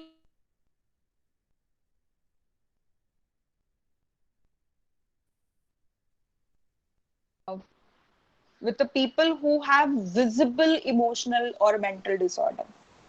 Counselors are the people who deal with individuals or who deal with clients who have apparently they seem very normal. They are very much normal apparently. नहीं मुझे कुछ हुआ ही नहीं है, like you and me. But down the line there is lot boiling, and they deal with those boiling points. They deal with those dissatisfactory areas. Counselor, in order to become a good counselor, or if you want to be really into a counseling field, the qualities that you need to have are, again, patience is common, but you really need to have a very, very good understanding of non-verbal behavior. You have to have sharp eye on non-verbal behavior. So कहते कुछ और है, actually मन में कुछ और चलता है, ये जो रहता है ना, that you have to capture, and that you capture through your understanding of non-verbal behavior.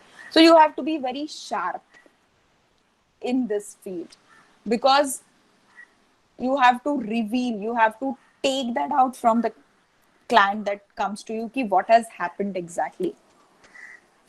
And there are techniques to it. There are a lot of theories behind it. There are a lot of ways of doing it. Being counselor is something that you really need to possess, as if you want to hear normal people abnormal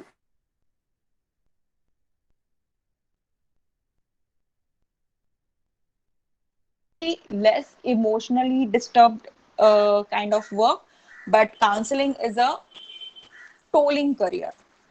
So when you do a counseling for at stretch of 45 minutes to 1 hour, you yourself feel that energy is transferred, and you yourself feel that sometimes we may call it as energy drain has taken place. So when you opt for clinical psychology, or when you opt for counseling psychology, you have to be emotionally very strong. You have to be recharging yourself on a very daily basis.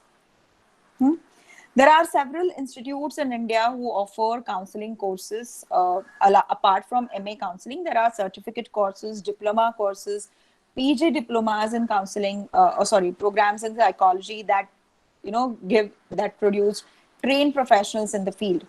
So there are PG diplomas in psychological counseling. You should be a graduate, and a diploma program in guidance and counseling you can opt, or you can simultaneously do that apart from your MA. So you opt out for MA, and along with MA you can do PG diploma in counseling, and that gives you again a career option open in counseling. You can be a counselor in clinical setups, you can be a counselor in schools, you can be a counselor in healthcare sectors. You can be independent counseling. You can set up your own independent counseling kind of counseling setup, basically. And you can be vocational rehabilitation or rehabilitation centers you can work upon. So primary work area for counselors is a rehab centers. So those who deal in substance abuse, those who are interested in dealing with alcoholism or drug addiction, counselors is the common role that you find in all these areas. Then you have forensic psychologists. It's relatively less touch field in India, but abroad it has got good or wide scope. So, but now this forensic psychology is trending, or you can say, it's a red hot psychology job that is all around. Those who are very much dashing, those who are very much interested in opting a very different career, forensic psychology is a field for them. So it is used extensively in criminal investigation and law cases. Forensic psychology is certainly an exciting career choice. Besides working with police investigations on murders and rape cases, forensic psychologists may also work in assessing insurance claims and cases of child custody. So when we hear about forensic psychology, we usually think about all these crime scenarios that portrayed on TV आजकल तो बहुत common है. जागो India, सावधान India, crime petrol, ये सारे serials में से bit of forensic psychologist job is portrayed, which is high rated. But if you don't want to get into that law related field or that investigation related field, you can always work as assessing in insurance claims and child custody. So otherwise profiling a criminal or tapping into the psyche of potential criminal or suspect is one of the chief role that forensic psychologists play. एक second right? Then comes industrial and organizational psychology, which is very much related to your corporate culture. Counseling psychology and clinical psychology brings you in health sector, or they bring you gets you into the healthcare system. Industrial psychology takes you to the corporate, straight up to the corporate, a typical corporate job of 9 to 5 or 9 to 7 that you opt for. The one that you will do after doing an MBA in human resources or any other MBA studies, the same job role you do as industrial and organizational psychologist. So, as industrial, or I will call it as IO psychologist, you can help employees to improve their work performance, improve their work behavior, build their job related skills. As IO psychologists, you help companies to choose right professionals with right attitude and right aptitude for specific job roles. You assist people for promotion, you determine training needs, and make people related decisions that play an important role in overall performance of the organization. So again, if you want to do your if you want to be an industrial psychologist, you have to do MA in industrial psychology, which is offered by University of Mumbai and or SNDT University. Then there are a few roles that gets open as special education teacher, which is again a very trendy job nowadays. Those who opt for clinical psychology but do not want to be a part of a healthcare system, special education is the field that they can think about. So there are different types of disabilities. So it's not essentially only special education. When it comes to special education, when we say it's not related to mentally challenged kids only, but then physically and mentally, both disabilities are taken into this account. So opportunities as special education teacher is lot literally. There are a lot of opportunities as special education teacher in special education programs in ICSC and CBSC schools, and in creating the awareness in parents for disabled or mentally afflicted children. So special education is another field which is in trend. So that's a glimpse about the careers in psychology. Now the deck is open for questions. Let's have little interactive, and then we can think about further. Yeah. So the deck is open for questions now.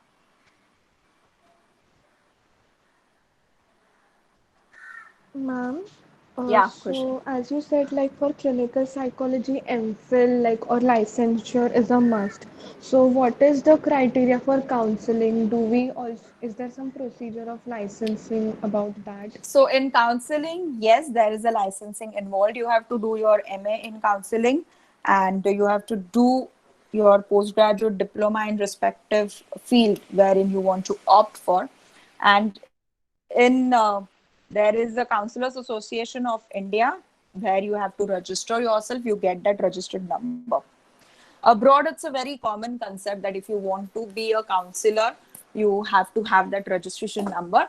In India, earlier it was not there, but now that concept is picking up. So you have to have the license if you want to be an independent practitioner with it. So is there like an exam for obtaining that license? No. You just have to register. Like CAs get their numbers as Yes. a professional number. Similarly, you get that license.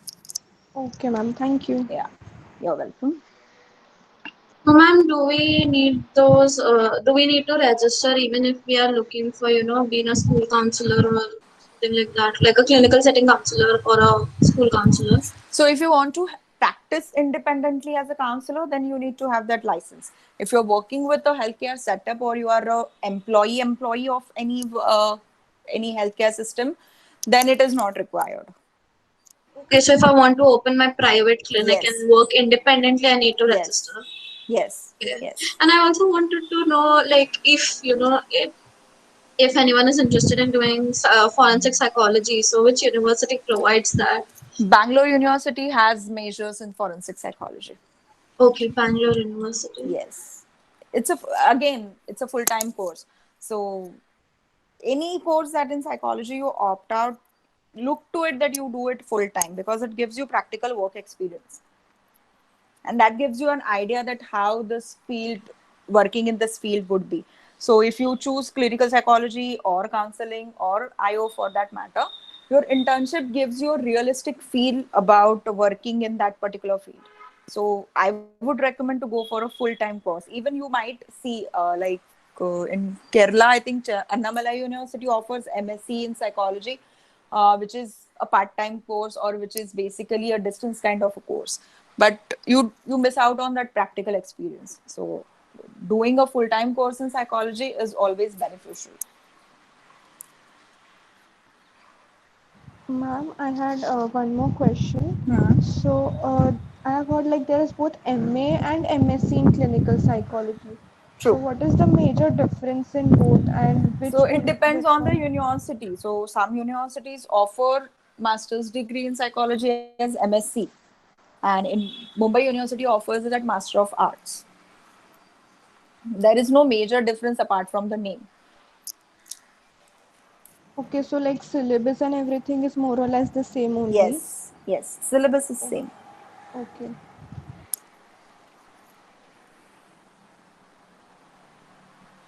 Yes, Aradhya, you can always unmute and speak.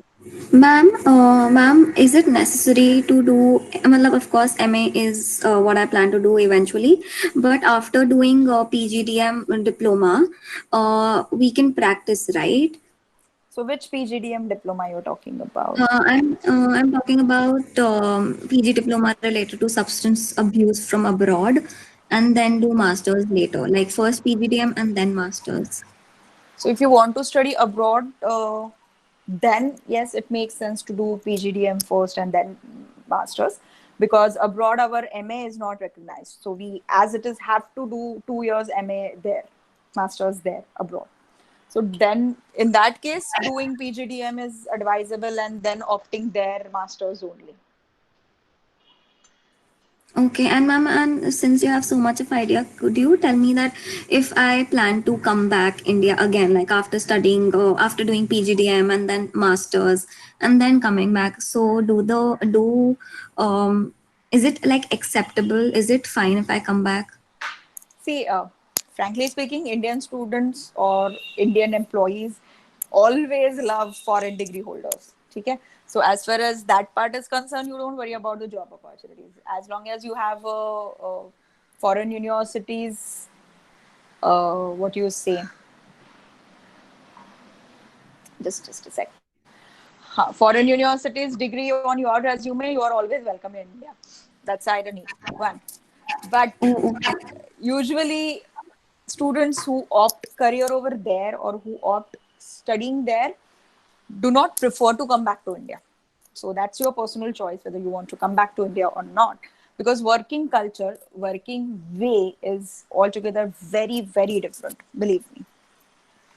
So, as far as coming back to India and having an opportunity, yes, you will be welcomed. That's not a problem. You will get a job. That's also not a problem. The only problem that you yourself as a person might find is first a pay package, to be very frank, and second is a working culture. Okay, ma'am. Thank you for the clarity. Thank you. Yeah, I am We have yeah, yeah. we have a question in the chat box Okay, can you read out Sanjana for from me? Saril Sanghani. Sorry if I Hmm. pronounced that wrong. The person asks, "Ma'am, can you tell us which colleges offer MA in IO apart from MU and SNDT? Also, if we are thinking of studying abroad, where would you suggest?" Okay. So, as I said, MA is offered only by these three institutes. One is Mumbai University, two is SNDT, and third is TISS, that is Tata Institute of Social Sciences, in Mumbai, precisely speaking. So, you have to enroll in either of these three in universities. Now, in SNDT, have different colleges. Like SNDT Ghatkopar is specifically in industrial psychology. SNDT Matunga has counseling specialty. Then SNDT Churchgate has all the three branches, that is counseling, clinical, and IO. University of Mumbai has got its own setup in university. So they do not offer through any of the college. You have to be a university student for that. TISS has got diploma, TISS has got again MSc. TISS has got various related courses. You really can explore their website. If you want to pursue your career in industrial psychology, they have a course specially in personal management. If you want to opt a career in social sciences, that is, say for that matter, counselor related or social work related, social psychology related, then they have 2 to 3 courses which are very nice courses. You can really opt, and they also offer MPhil and PhD, so you can think about it from TISS. TISS has got a very rigorous entrance test and a rigorous selection procedure. Though for MA, to take an admission to University of Mumbai and SNDT, they do not have any entrance. Your BA marks are sufficient. Your TY marks are sufficient enough. Provided you fit into their merit list, because they have a very limited seats.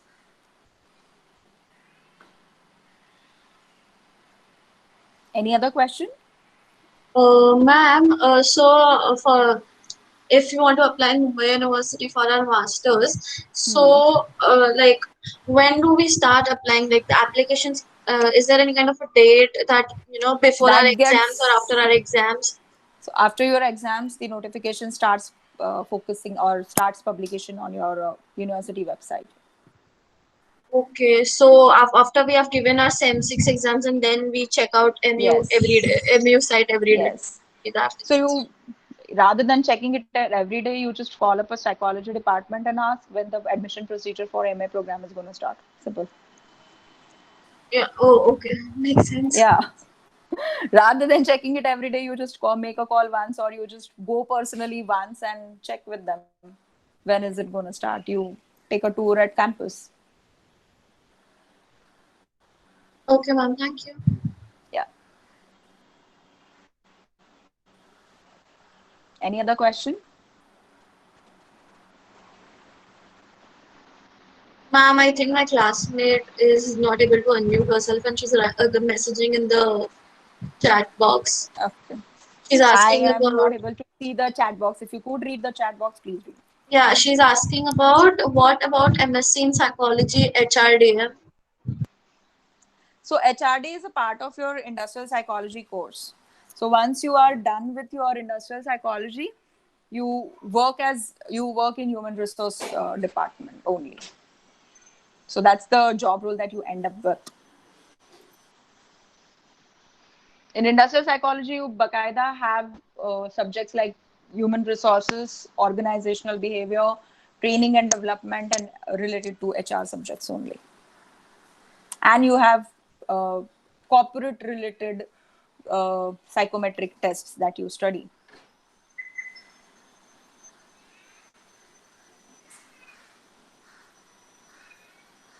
Okay. Any more questions, Sanjana? I have a question from Kirti Shetty.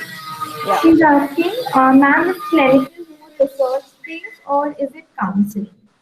Sorry, I didn't get you. Come again.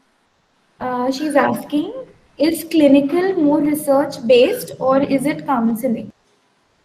So clinical is, again, it depends on the person. Clinical, you have an option in research too, and you have an option in counseling too. It depends on what you choose to do.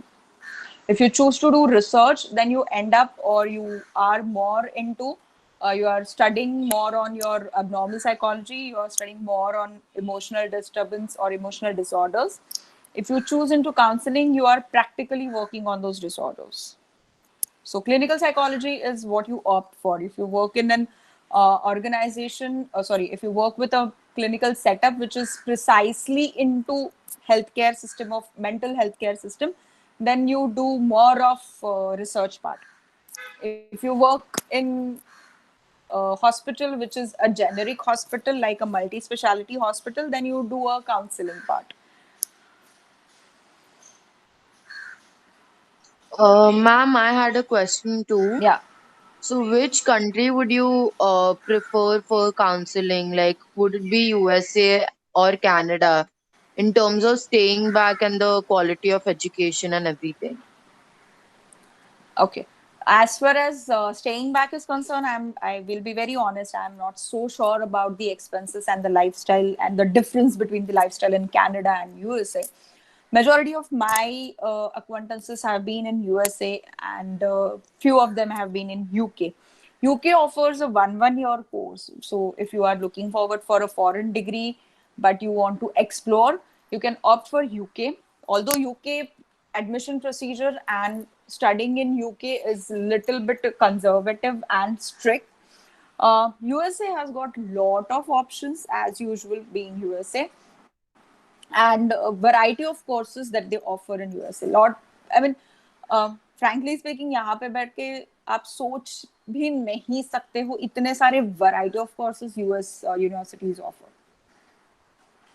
And majority universities are there in Texas, and Texas relatively is like an Indian environment. So usually people end up in Texas more compared to other states of USA. At least that is what is my research says. I am not aware about others. But then Texas has got similar environment, physical environment, like in India. And that is why majority students from India land up in Texas.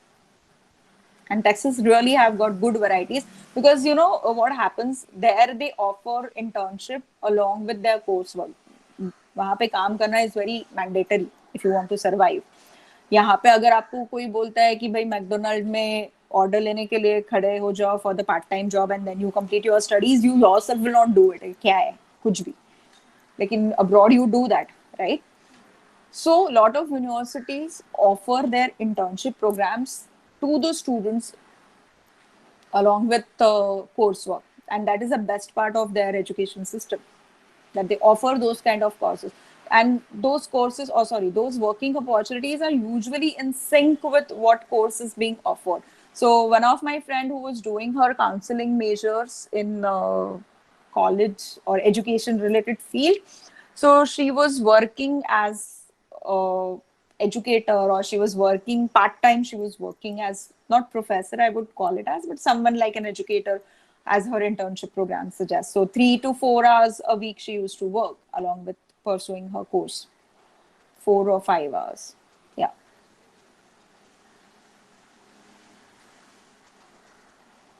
And so there are these diploma courses also in Canada which are as important as the, like, which are hold the as accountable as the master's degree. Like, they are the same. They hold the same accountability. So do you because Canada doesn't have a lot of master's degree True. programs, so then, like, do you suggest we could, like, opt for those, the So you can post opt for diploma those. courses? So it must be postgraduate diploma courses, right? Yeah, postgraduate diploma. So there are two ways of looking at that postgraduate diploma. Do they mean a diploma after post graduation, or a diploma after your graduation? So postgraduate is also called as MA, masters. So is that course require you, in India also we have MBA degrees are named as PGDBM, postgraduate diploma in business administration. So is it something like that, or a diploma course which you can do after your graduation? You check with it. Okay, ma'am. Yeah, Thank you so much. no problem. Any more questions?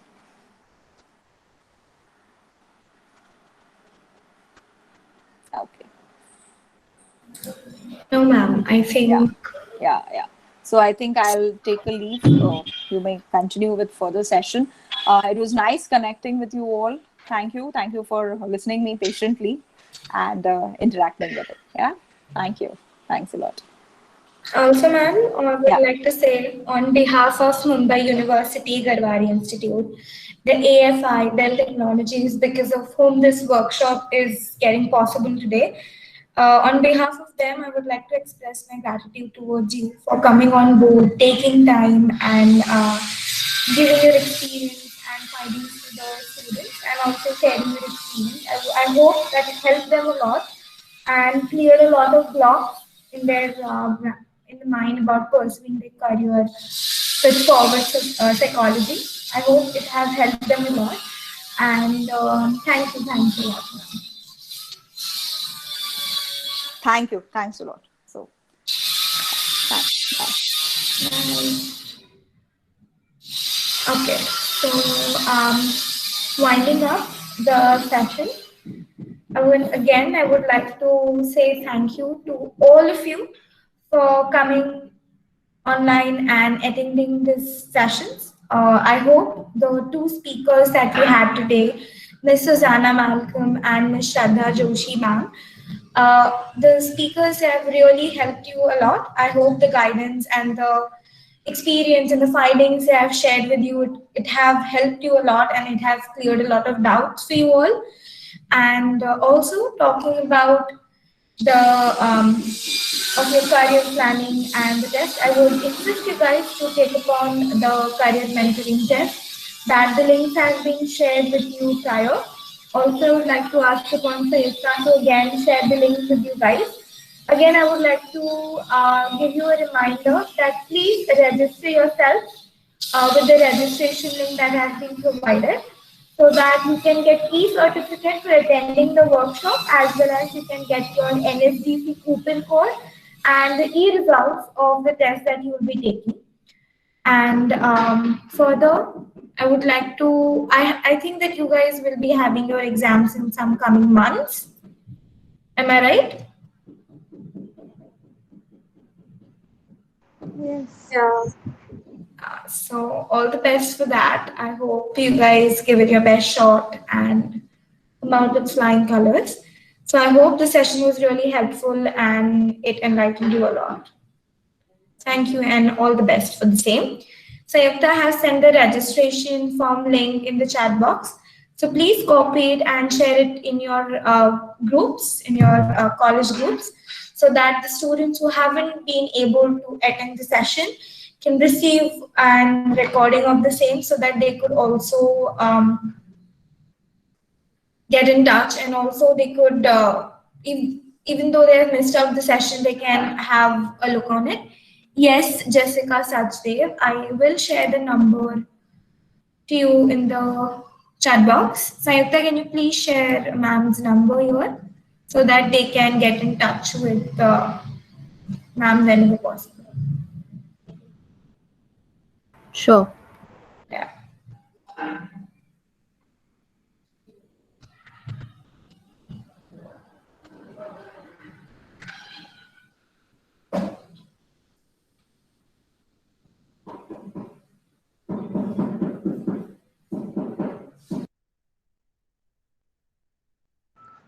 To fill the registration form, should we use our college email ID or the personal email ID? Anyone you're fine with, you're comfortable with, anything is fine. Because the more you are in touch with, the more the email ID that you use on a constant basis, use that. Okay, thank you. Yeah.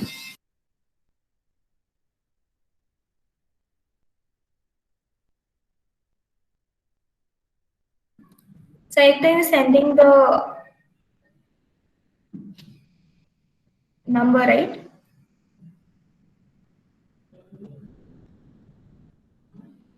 Hello.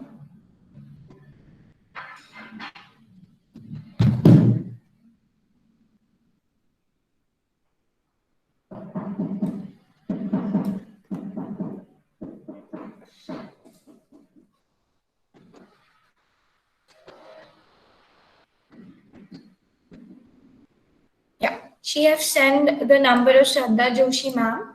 Please take a screenshot or just add it to your contacts so that you can use it. I hope you guys have taken it. So I'll take a leave and all the best for your exams. I hope you do really well, and I hope that the session was really informative and helpful to you guys. Bye. Again, Do not forget to register yourselves, take the CMT test. It's really, really helpful. And if interested, please do not forget to do the NSDC course. It would be really helpful for you guys. Thank you. Bye.